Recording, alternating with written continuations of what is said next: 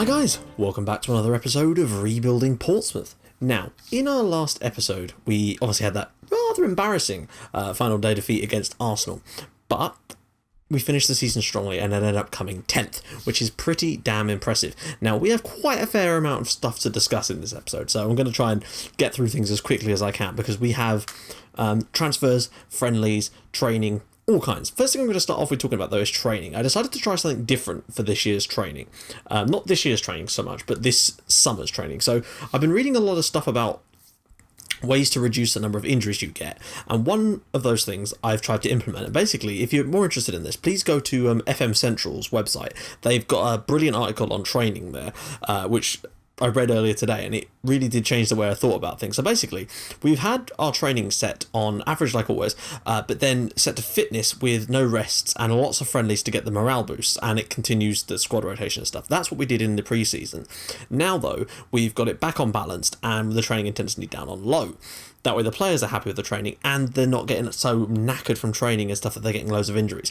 So yeah, that's basically the way that's gonna work. Now, that's what I've tried, and frankly, I think it's worked. There's only one injury that's actually going to affect us at the moment at the start of this season.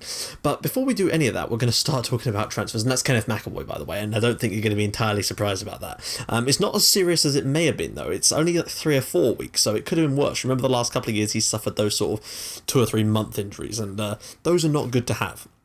But let's jump straight into transfers, because holy shit, we got a transfer budget of £24 million. I say £24 million. We got a transfer budget of a shitload, and with a massive chunk of wage as well. It was £24 million in transfer budget plus £175,000 a week extra in wage money, and I've spent it. I've basically spent most of it. We spent 25.5 million, and basically my overall plan was in this summer to go out and sign some players who could strengthen, obviously, but I didn't want to be signing 16-year-olds. There's a couple in there, but those were ones I signed earlier, and people that are sort of for the future as well. They're generally the cheaper ones you see there. But I went out and I looked at. I was looking at a guy from Den Haag in Holland, because a guy told me to scout Holland. I found quite a few good players there. Problem was, when I approached all of them, none of them wanted. Like, I'd get the transfer through like £4 or £5 million, and this guy was great. He's called Danny Baker, or Baker, 2Ks. Brilliant player, would really strengthen our midfield. The transfer went through fine in terms of, like, the club accepted a bid of, I think it was 5.2 million. Didn't want to enter any contract negotiations. It's the same. I've tried about 7-8 players that were sort of between the ages of, say, sort of 24 and 28 to try and get them to come to us, players that would strengthen the team, and none of them would come. They wouldn't even enter into contract negotiations with us. So that's why I've had to go for relatively young players again, because nobody will talk to us. We can either, the two types of players that we can have are old players who are on £50,000 a week and we're only ever going to lose money on them, or young players, and I had to go back for the old method of young players. So that is what I've done. A couple of them I'd actually signed up before we even got to the end of the season. I just hadn't talked about them yet. One of them is this guy. This is Almir Vranjes. And yeah, okay, he is a rough diamond, to say the least. I mean, look at this, corners, crossing, lots of ones on here. But as a central defender, his actual defending and marking's poor. That does need a lot of work. He wasn't too bad. We got him from Zaleznica, I think. He's Bosnian, I believe. And again, 16 years old. My scout reckoned he had a bit of potential, so I signed him up anyway. We weren't aware of some of these, but because we just couldn't get a decent scout report, but I figured it was worth a punt. He's from a while ago there. And the other one I signed up before the... we signed up with a couple. There was Mauricio Buonocore, who is Argentinian, and again, sort of midfielder, slightly better player, perhaps not quite as right, and 21 years old. He, again, I completely forgot that I'd even signed him, to be fair. So he came through then. And the other ones that I'm slightly more happy about, this is the last guy that I'd signed before the end of the season. This is Shane Rennie. He's, again, 16, from Fulham. You know, he's got good... He can play all the way across the back, which is the main reason I was interested in him. And again, lots of work needed for him, but he still has a bit of potential, I think, and he's worth 700,000. We've paid 1.4 million for him. Maybe that's a little bit much, but again, that was all stuff I'd sorted out before the end of last season. The players that I've brought in this transfer window are the rest of them, basically. So first thing I wanted to do was go out and find central defenders, midfielder, striker. Those were my sort of key elements, since remember, we've lost Jerome Sinclair. He would not sign a new contract. He just wouldn't do it. He did also get into the England squad for the Euros. The preliminary squad. He was dropped actually for the main squad, but he did get there, which was great to see. Kieran Griffiths did get into the Wales squad for the Euros. No surprises there. What other news happened? Oh yeah, I got offered the Man United job and the Arsenal job and the Liverpool job. So that was an interesting summer. I didn't get offered any other Premier League jobs up until this point, and all of a sudden they're already offering me the big jobs. It's really strange. I didn't get any kind of mid-ground. First it was teams that were below me, now it's teams that are massively above. So obviously someone's taking notice of the type of football we are playing. So yeah, anyway, let's jump into the transfers. Now, the first one I wanted to sign, this is Robert Gray. Now, we got him from Peterborough. He's 18 years old, but for me, he has the potential to be superb. I mean, he's already decent. Concentration could do with being a little bit higher, as because his jumping reach, but again, he's 18, so he's got a lot of room to improve. But marking and heading, 17 and 16 already. And he's got great anticipation. I just think he could be a really genuinely very good player, possibly one to replace Adam Webster if he gets quite a few games for us this year, and that was the plan. Signing from Peterborough United, yeah, okay, it cost us a little bit of money, 5.75 million. It was our third most expensive transfer of the summer, but I just felt it was worth it to sign a good young defender, and a good young English defender too. I believe he's English, or is he Scottish? No, he's English. I also went for this lad, and this actually was he came up in my the agent offer thing. And as again, I don't normally mess around with those, but when I scouted him, I couldn't help but think, wow. He's a winger, but he can also play completely naturally in any of these positions, and that is why I'm so interested in him. So he can play in the centre of midfield completely perfectly well. He can also play as an attacking midfielder completely perfectly well, and as a left-sided midfielder, and as a left-sided sort of just straight up wide midfielder too. But the main thing is his abilities. I mean, we play a support kind of system, so passing maybe a little bit, but work rate could do a little bit higher. He's got great flair though. Crossing, dribbling not too bad. First touch quite decent. Long shots aren't bad either, even though that's not really relevant. Pacey. But again, he's got a lot of room to improve, and I'm really pleased with him. Again, only 17 years old, Norwegian. His name is Ola Aftref. Hang on, wait. Aftref? Aftref. I don't know. I'm going to go with Aftref. Someone who's Norwegian, please correct me on the pronunciation of his surname, because I'd like to get it right, and it's a very interesting name, actually. So yeah, we've got him as well. I'm pretty pleased with him signing. Only 1.4 million, and I don't know, it's just the fact that he was naturally confident in all of these positions is what really kind of sold me on him. You know, that, and, you know, he's fast, his acceleration is not brilliant, but I just think he's a decent young player, and that's what we're kind of going for. But now we come to the players that I am very, very pleased to welcome to the club. Now, I said I was going to try and sign a striker because we had to replace Jerome Sinclair, because Ali Burrell is going to be our starting striker this year from what I can make out, but I wanted a decent backup, and I think I have found him, and in then some. This is Norman Millington. He is another regen, yeah, he is 19 though. He's not quite as young as some of the other ones. He's been around a little bit. I've noticed him as we've been coming up, in a little bit the same way that I noticed Anthony Dobson at Leeds, who's now of course at Arsenal. But this guy was at West Bromwich Albion, and holy shit, something about him just strikes me as thinking he's got some real quality to come. 16 finishing is good, that's what I like to see, but he's also got 14 heading, and that is better. That means he's got a little bit more presence in the air. Jumping reach isn't superb yet, but stamina, good. Acceleration, great. Composure, just decisions, loads of good stuff. Long shots aren't bad either. Literally, his passing and work rate are the only things that are sort of, and even they aren't horrific. I really think he's good. He's a good young player, and yeah, I've paid over the odds. I've paid 7.5 million, but originally West Brom wanted 17 million, and that is without add-ons. That is a straight lump sum, 7.5 million, so I think I did all right to get him for that.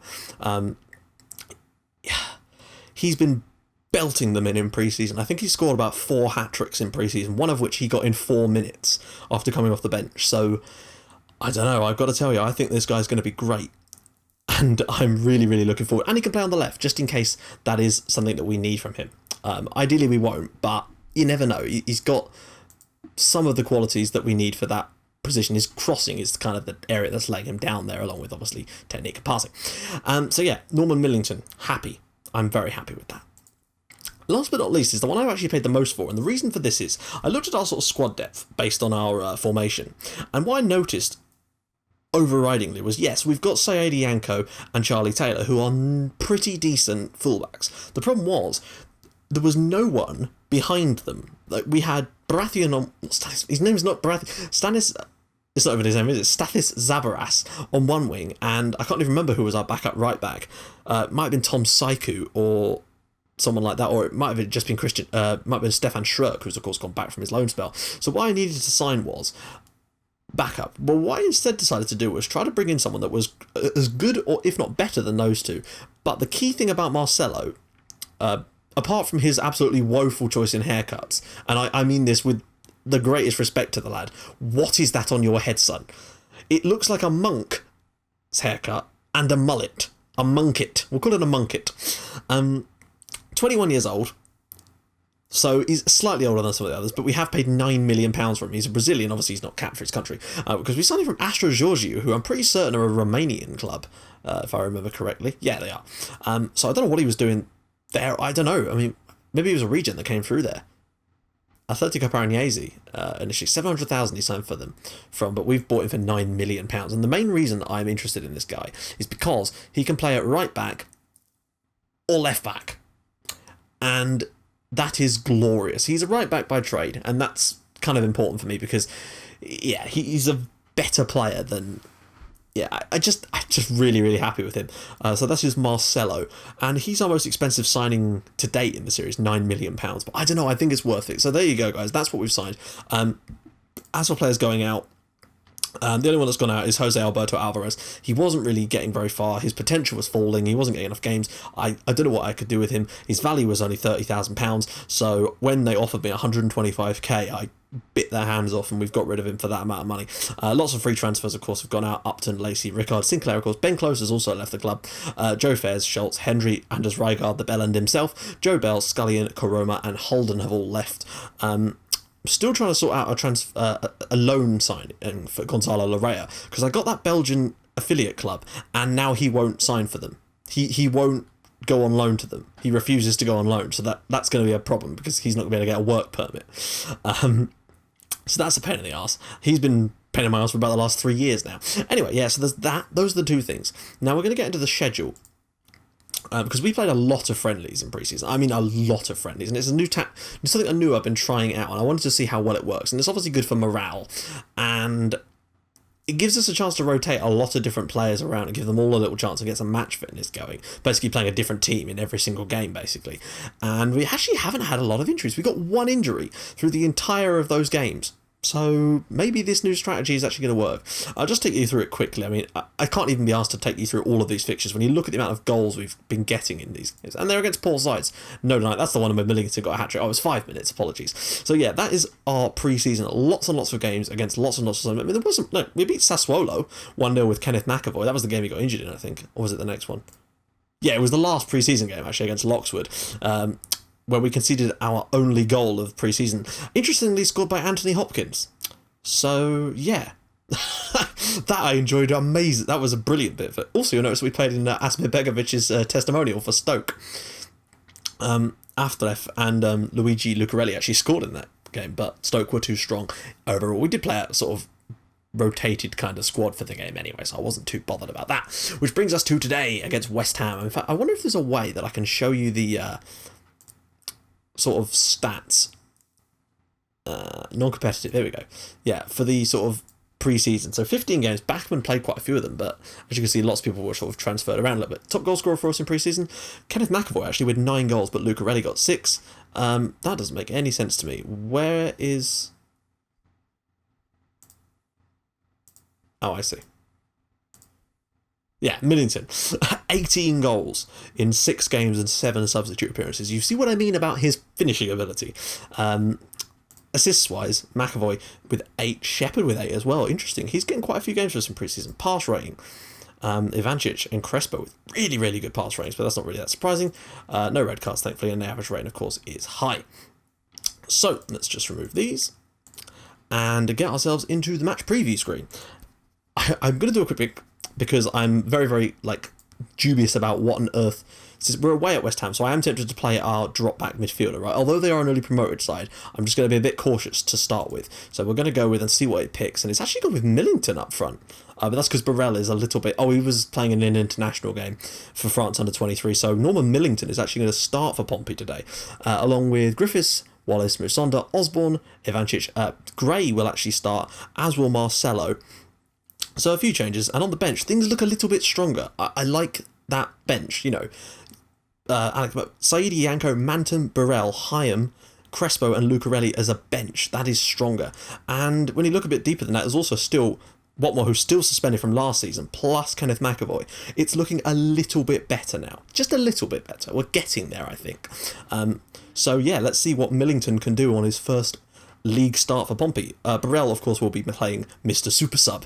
I would love to see Burrell score for us on his debut. Ivancic, of course, is going to be playing. Hopefully he won't pick up an injury within the first 10 minutes of the game, or, 30 seconds, as was the case last time. Right, there's the auto numbers. Let's get these guys some numbers.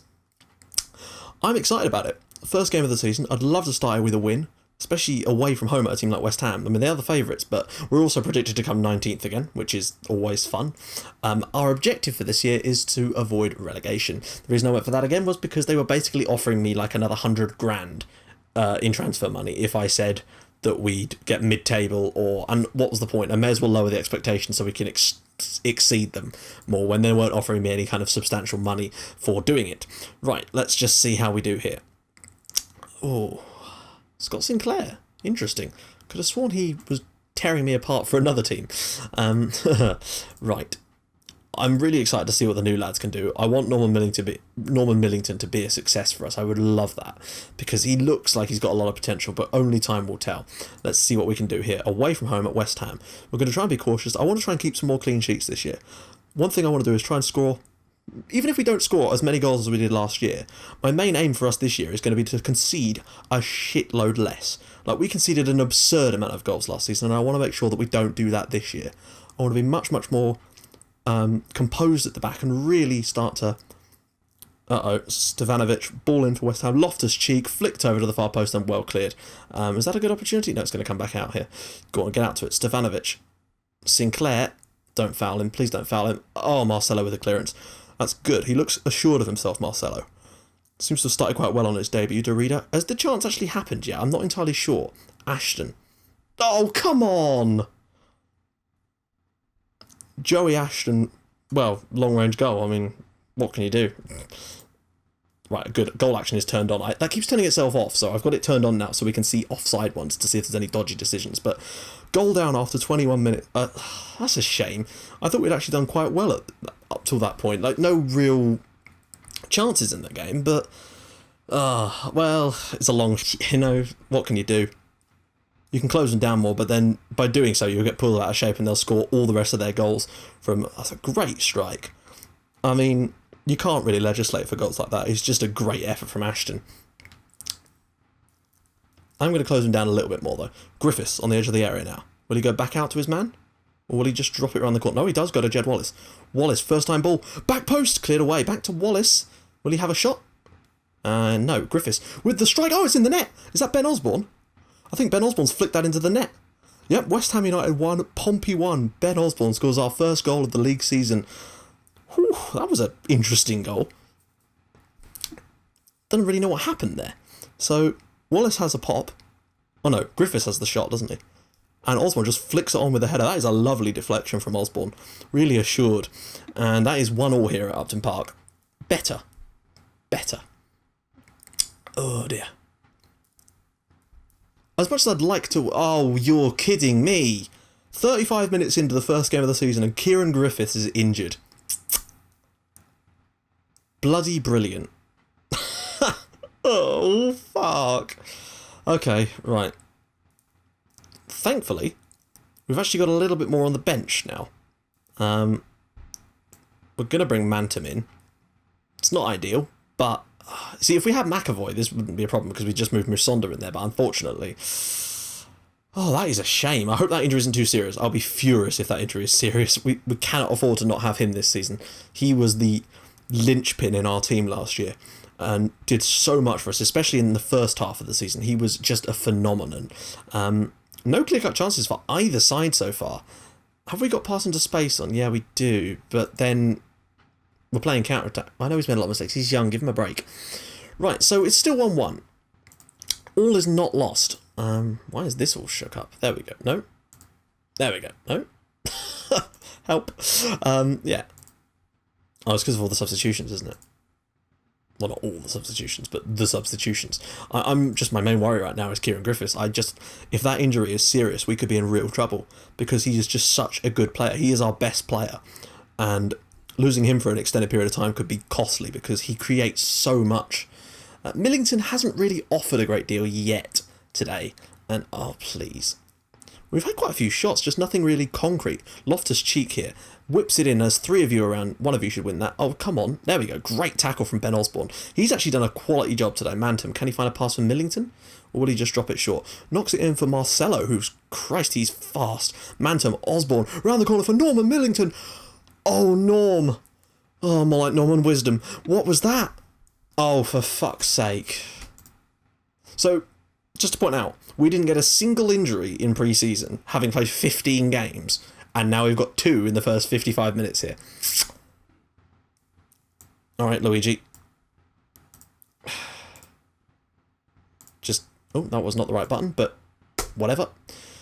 Looks like we won't be making many substitutions today in terms of actual tactical ones, because we've got really no option here. I might just leave it, give us the option to bring on another midfielder, so we can go more attacking later on if we need to. Oh, good effort. Good effort. Marcelo, Mantum. Round the corner for Wallace. Go on, Wallace. Millington! Oh my god, it's saved again. Pompey look very good at the moment. Millington's had a real couple of good chances, and he needs to put one of these away, because I don't want it to come back and cost us. We've definitely been the better side now, if you actually look at the overall stats of this game. I can't make any more subs, bro. We're just going to, since they are starting to get a bit frustrated, calm down. Just chill. You know, you're still only drawing here, and a away point is not a bad result, although it is against West Ham, so perhaps we should be doing a little bit better. I'm going to wait till about 80 minutes before we make our last substitution, just because I don't want to risk screwing this up for us. I'm not going to try and overdo it, because we have been playing okay. As much as I want to bring on someone to replace Ivancic, I kind of want to throw on Ali Burrell just to see if he can run at their tired legs instead. Oh, god damn it. I keep pressing the wrong button. Right, 10 minutes with Ali Burrell up front. See if he can run at West Ham's tired legs a little bit and just give them something a little bit more to think about for this last 10 minutes of the game. You just never know. Millington's done well. He's just not put away the couple of chances that I would have liked him to. Marcelo has looked phenomenal, though. I'm really pleased with him. Wallace, Mantum. There's a little run here from Ali Burrell. Turns. Can he ever go? Oh, and a save again. Burrell with the strike. We've deserved to win this, to be honest. I feel like we've created enough, especially in this second half, to win this game. And we've been fairly decent at the back. You know, we conceded the one goal, but it was a long-range effort, and other than that, we've actually done okay. Great piece of defending from Webster there, but we've got to be careful, though, because I don't want to concede now and lose this. This would be a shocker if we did, because we've actually been fairly solid.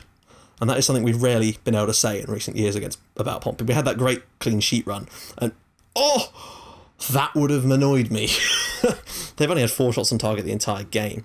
Yeah, we are just going to take the point, because I don't want to risk it. Oh, maybe there's... Nah, that's probably not. But hey, a 1-1 draw on the opening day of the season isn't an awful result. What could be an awful result, though, is the injuries we may or may not have, and that is the big worry for me. Oh, come on, there's 2 of you there. That's it. Well done, Gray. We've looked a lot more solid at the back, and that is a big plus for me. Although, it's hard to tell when it is against a team that are newly promoted. Oh, there was an option. No, that's probably going to be 1-1. Nah, not the worst result in the world. It's going to get us off the board with a point. You know, I could have started throwing stuff at that game, but then sod's law, we'd end up losing it. And the tactic was working well enough to get us... That's not an upset at all.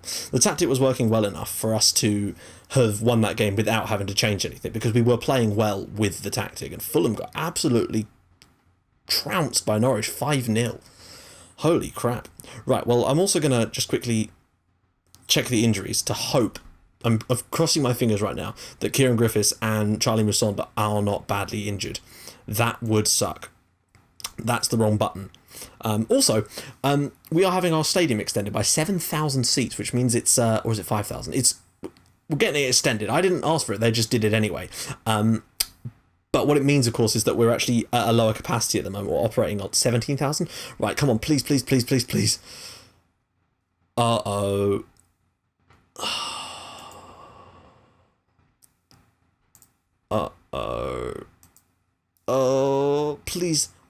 If this is anything over a couple of weeks, I'll be fucking fuming. Oh, Jesus.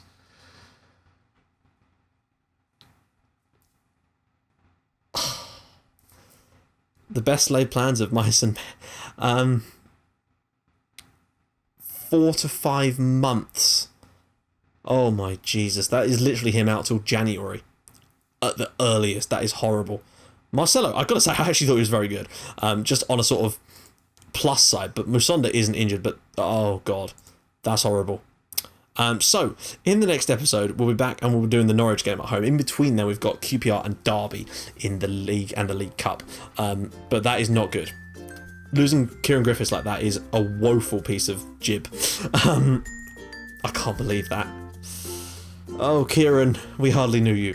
Anyway, if you like what you're seeing, guys, please feel free to drop a like on the episode. And if you'd like it even more than that, please feel free to subscribe to my channel for more Portsmouth and Red Star Belgrade in your inbox every single day at 5:30 and 8 o'clock. And I'll see you guys in the next episode for the Norwich City game. Bye-bye.